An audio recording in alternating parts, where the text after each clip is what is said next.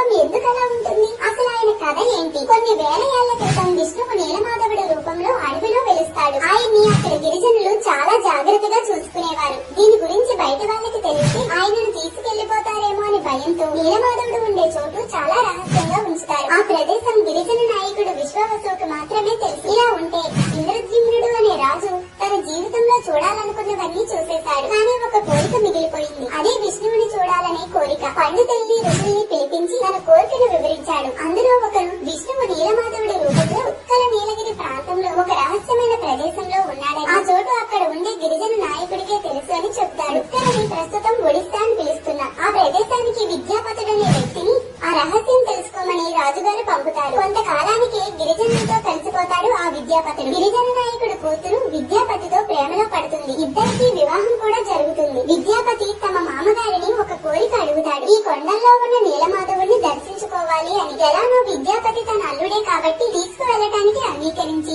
ఒక షరతు పెడతాడు. వెళ్లే దారి చూడకుండా కళ్ళకి గంతలు కడతాడు. అయితే విద్యాపతి వెళ్లే దారిలో ఆవగింజలు వేస్తూ వెళతాడు. నీలగిరి లోపలికి వెళ్లిన విద్యాపతి స్వామివారిని చూసి ఎందుకు ఆశ్చర్యపోయాడు అనేది నెక్స్ట్ వీడియోలో చూద్దాం. హరే రామ హరే కృష్ణ.